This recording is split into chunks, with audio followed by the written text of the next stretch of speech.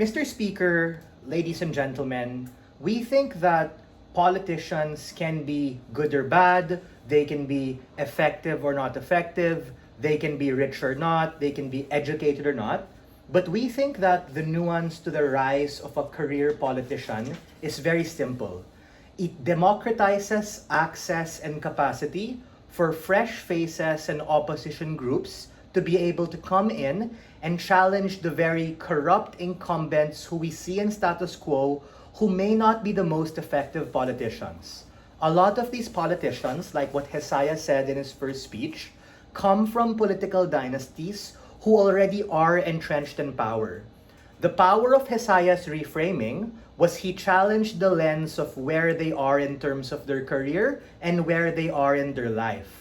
A lot of existing political incumbents, like that of the Bush administration, that of Trump, are largely contingent on the fact that they already made a lot of money, they already made a lot of influence and a lot of network in corporate America and in the existing infrastructures that government side also concedes to. That is to say, when they come in politics towards the latter part of their life, being a politician comes secondary compared to their vested interest of wanting to be able to forward their own diverse interests.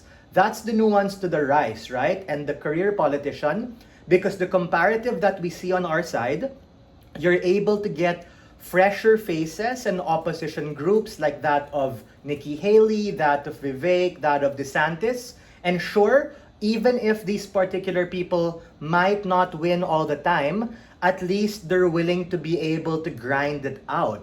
Because a lot of these top dogs and families of political incumbents who come into politics, they gun for the high positions of president and vice president already without really understanding the grind. Because they don't need to. They already are rich. They already are connected. As opposed on our side, wherein we democratize access and capacity to be able to rise above and start out as a mayor, start out as a governor, and eventually grind your way up politics, whether it be in America or whether it be in the rest of the world. What is my extension? Other responses towards the previous speakers will be integrated. My extension is very simple. My extension is what is politics and what are politicians really for? And how exactly does the rise of being a career politician allow a better landscape for A, the state and government as an institution, B, the people affected by these policies, and C, being able to deal with a lot of the bad shit that we see in the world, such as the LA wildfires, rampant inflation, San Francisco opium and drug crises, and minorities, ladies and gentlemen, who have been pushed to the fringes of society. I am going to explain to you the comparative and talk about why we need the rise of career politicians to be able to deal with that. The first thing I have to say is something that government side does characterize and tell us. They talk about passion, and they say that passion is particularly harmful.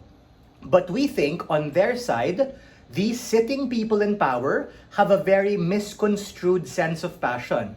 Bush is very passionate about the military-industrial complex. Trump is very passionate about using the American economy to be able to bolster his own family's network and capacity to be able to do things like acquire more resources like that what we see with Mar-a-Lago and all of their existing businesses. That in and of itself is exactly when they use their position as a means to an end to forward their own interest. The comparative, when you have the rise of a career politician, is that they're often from the opposition grassroots, Mr. Speaker. That is to say, they're starting from the bottom of the bottom. They look at this as a corporate ladder, yes, but they're passionate about making change because they don't have any point of reference as opposed to the existing political incumbents who already have a misconstrued sense of priority because they already made it. So we think on our side, we're better able to get fresh faces and people who are able to challenge these structures. Go for it, PY.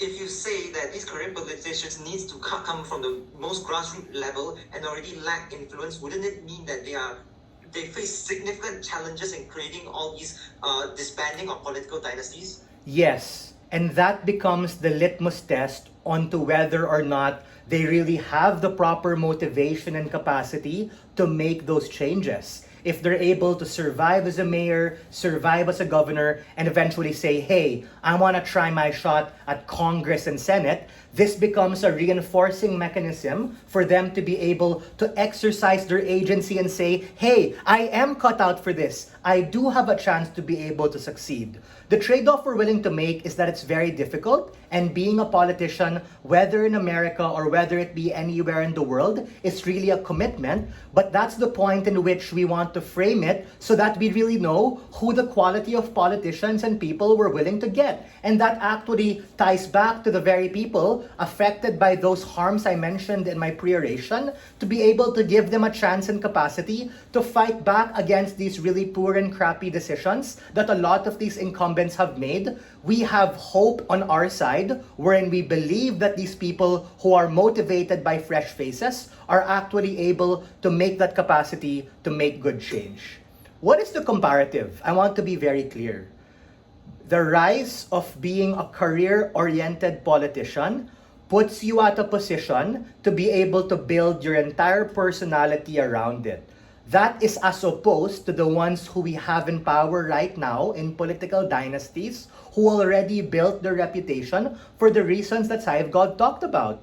So the point in which you don't have network, you don't have leverage, is the point in which you're more likely to take that job seriously, because if you don't make it, then you're gonna have to find another job. Or in the success cases, where you do make it, it sends a message and shows you that their true motivation and their true passion do rely on being able to help majority of Americans. When you're able to really look at the risk and say, hey, I really want to be here, I really can make a change to help the people, and with that, we think the motion should fall. Thank you. Thank you for that fine speech. I'd like to